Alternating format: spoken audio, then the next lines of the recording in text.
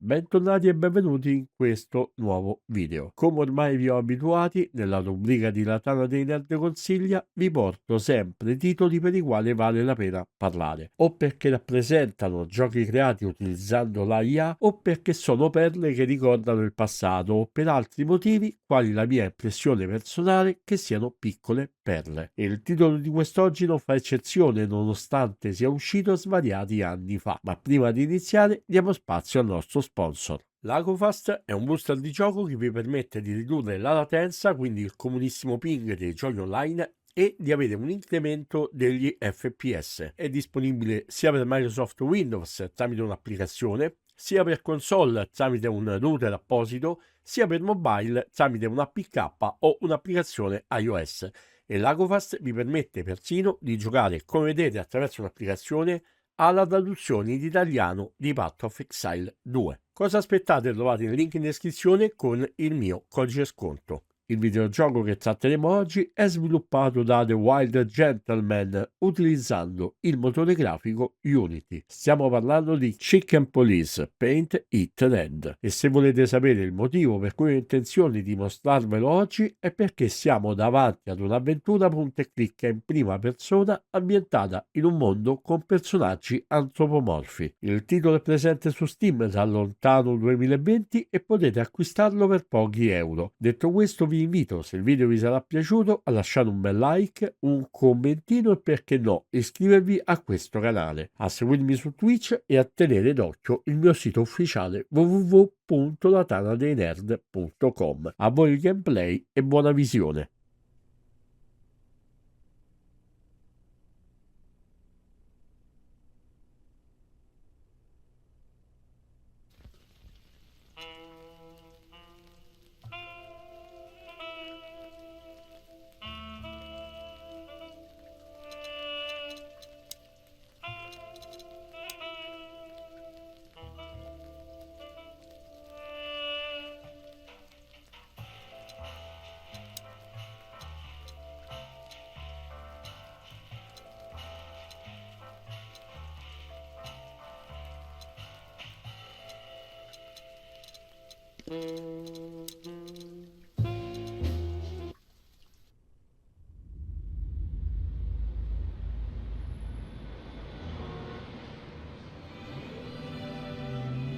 I ran out to get a pack of cigarettes, but I left my wallet at home.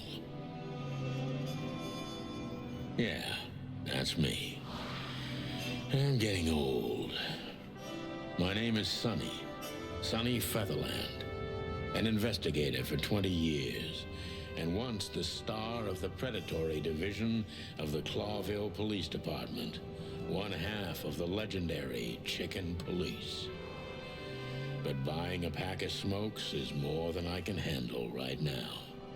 Maybe I should just lay low. Yeah, I'll do that. The most colorful place in the wilderness. For all the gods, what bullshit. The last clucking color left this city years ago. And slowly I'll turn gray too.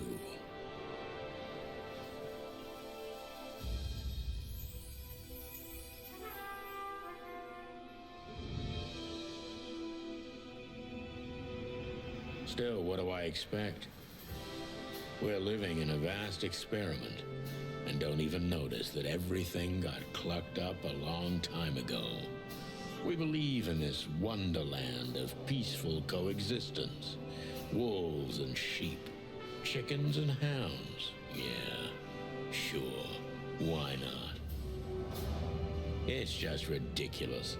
The dog eats the chicken. It's in our nature. I'm not propping up the illusion anymore. 121 days, and it's over. Retirement.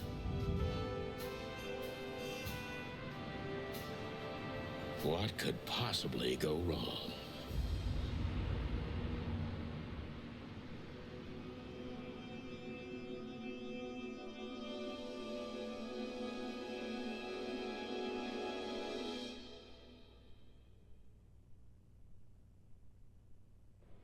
Crap.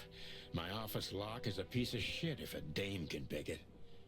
She stood in the darkness. The light painted stripes on her body. It whispered secret little things that were never there in the first place. But she was no zebra. Reality was just a light switch away. Elizabeth or Charlotte? I was sure she'd have a sophisticated-sounding name. She had a bygone look in her eyes, older than this ancient building, and perhaps the whole city itself. Or maybe I'm just drunk. But she was the first womanly thing in my place for a long time, so I had to give her a chance. Let me introduce myself. My name is Deborah, Miss Deborah Ibanez. You're mistaken, ma'am. Oh, really? Please enlighten me, Mr. Featherland. I'm not a private eye. I'd recommend Mr. Philmar Lowe instead of me. He's a nice guy. Believe me, Mr. Featherland, it's not an accident I came to you. Look, miss, I work for the police, and I'm currently on leave. I couldn't accept private commissions even if I wanted to. Not even from a classy dame like you. Am I that easy to read? That's my job. But tell me, since you've invited yourself in, would you like a drink? I don't usually drink. Well, I've got to have one. And it'd be rude of me to drink alone. So, maybe some sherry? If you insist. But bourbon, please. Thank the wild ones. That's all I have. What a coincidence. So come on, spill it from the beginning.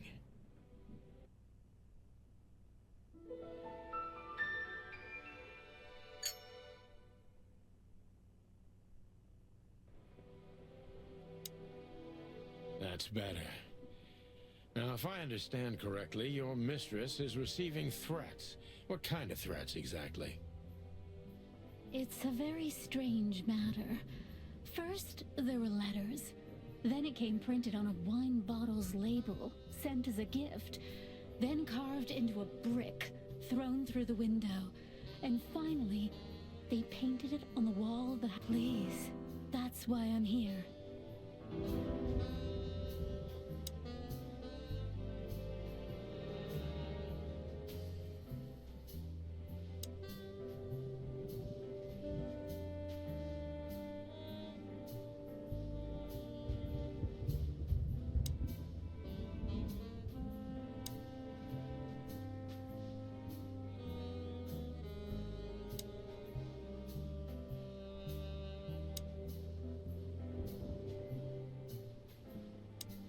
I must be cautious and smart. This dame seems shy, which I can use to my advantage.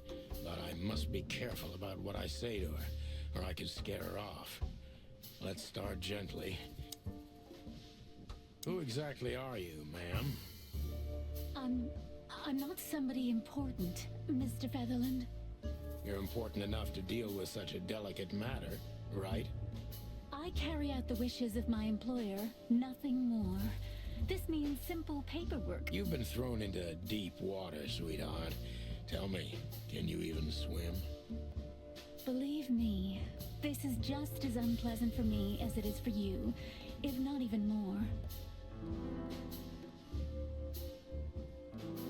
Tell me, which part of the city do you live in? Calavera Hills? Flowerville, maybe? Look, I don't want to answer that. I'm here on behalf of my employer. Fair point, Deborah. Let's try a different approach. Why did you have to visit me this particular evening? I have my reasons. I may look like a silly little fawn, and I don't doubt that for a second, Miss Ibanez. this day is essential to my mistress, and she thought it's also important to you. A message in itself, for sure. But to be honest, even you are. You know what? I'll just take that as a compliment, even if... Do you even know what you want? I'm very sorry, Mr. Featherland. I thought... What? You come in here, swaying your lovely hips like some kind of femme fatale, make me have a drink with you, and expect me to believe everything you say? I'm making you drink? Well, okay, sweetheart, you had no hand in that. I'm sorry I wasted your time, Mr. Featherland. Why did you come to visit me? Why not your employer herself? My employer is Miss Natasha Katsenko. She hasn't been leaving her home lately, only if she really has to. How so? Miss Natasha is afraid. She's scared because of those unwanted messages, and... So she's that kind of woman. Of course you do, Deborah. Thank you, by the way. We're finally getting some. We avoided the point long enough. Deborah's hiding something, no question. I'm sure it's not intentional, but, I'm not sure I understand you. Cut the crap, Deborah. You're a pretty smart girl, and you can't... I'm sorry, Mr. Featherland, you're right. I'll try to be more straightforward next time. I appreciate that, ma'am.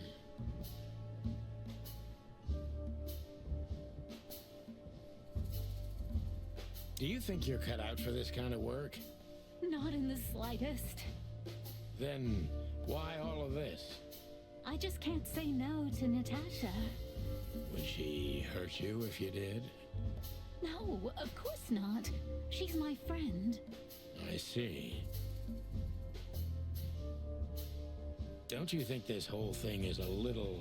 Look, Santino, I'll explain it. I have no doubt about that. You look just the type, sweetheart. No offense. I'll take that as a compliment. Or maybe I'll act like I haven't heard it. You see, we're starting to understand each other.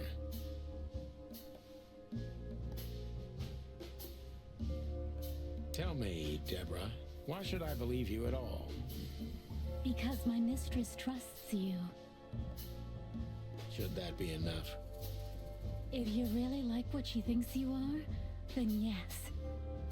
Damn, what can I say to that? Look, I didn't mean to back you up against the wall. You have a way with words, sweetheart. Did you ever want to be a cop? No, not for the world. Smart answer. Be honest and tell me what you're so afraid of.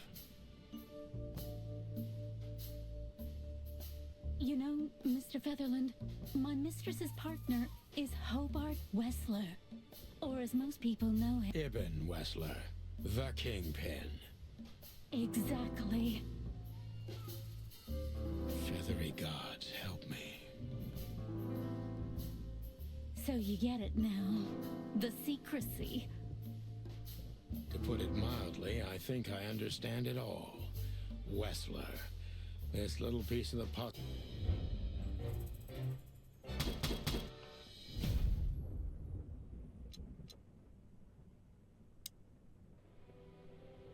Behind that door lies the kingdom of dirty clothes, cigarette butts. I wanted to travel the world when I was a kid, but every whiskey had... Why don't you take it to... Please, take... Well, okay. Let's see. My bedroom. Who is this dame, anyway? And what the cluck is she... Don't you want to look at it? The message I... Yeah, of course.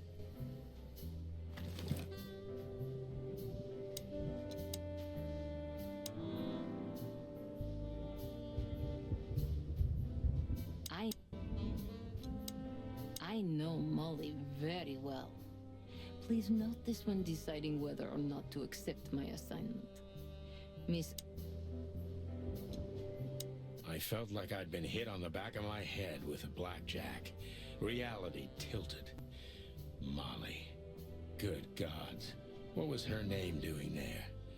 I glanced at the opposite wall with the well-worn picture frames. Like an eternally dark hole in the wall. A missing piece. Mr. Featherland? Santino, are you all right? What the hell is this supposed to mean? I don't know anything, Mr. Santino.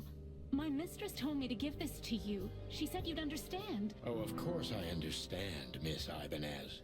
I get it very well. But this... Blackmail? Don't play innocent with me. But... All right. When can I visit? Visit? Me? Not you. Miss Katsenko. Oh, yes. You can find her at the Tsar Club. Didn't you tell me she's not the social kind? That she's especially unsociable? Or does she only like loud and crowded clubs? No, she's really not like that. But Judging by the flyer, it must be a very busy club, especially on New Year's. I'm sure you'll have no trouble finding Miss Katsenko. But there's one small problem, Mr. Featherland. Let me guess. Mr. Wessler better not know about my visit. Exactly. How did you know? 20 years experience, ma'am. Oh, and please, call me Sonny. It was a pleasure to meet you, Sonny. I'll talk about the rest with Ms. Katsenko in person. A good friend of mine would be happy to take you home if you'd like. Nothing interesting in... She doesn't seem so My wallet and my last... Nothing interesting in...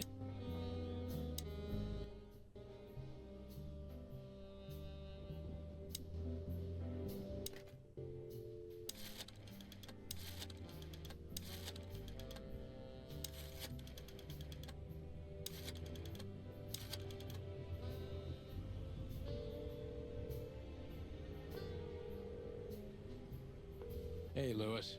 Am I bothering you? No. Of course. Could you come over? I've got a favor to ask if you're not busy. For you, anything. Just a minute. Lewis arrived a few minutes later. He lived in the rooms above, so it wasn't difficult getting here. Not to mention that he's a rabbit. It was a quick hop. The Atlas Hotel was his inheritance. Thanks for being so quick, Lewis. Can you drive Miss Ibanez home? I have some... Of course, Sonny. You know, anything for you. Don't mention it. Goodbye, then. So long, Deborah. Before I visit the club, I have to take a detour. Nothing interesting.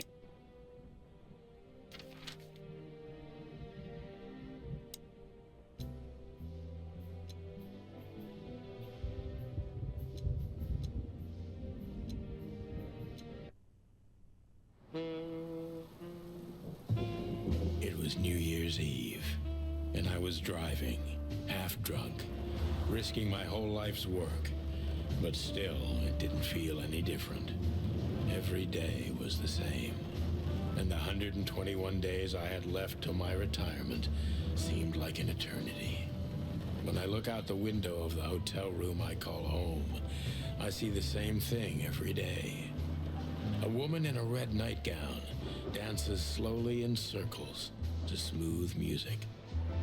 The 9 o'clock show, with a glass of cheap bourbon and the red gown with the silent music. In the meantime, the proud city of Clawville is slowly eating itself alive. And we're still here, with nothing left to lose but our sanity, while others, the smart ones, had already gone. Molly. Does her name really upset me this much? All those years of solitude, and I still jump without question every time I hear it. And then there's Marty, my ex-partner, who hates me. But I know I have to speak with him, no matter what. Why do I feel like the past is watching me on this goddamn night?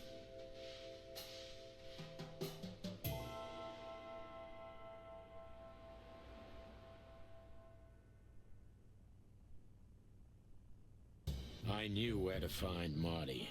At the station, we'd always draw straws about holiday duty. Marty never joined in. He always took the New Year's Eve shift, even though...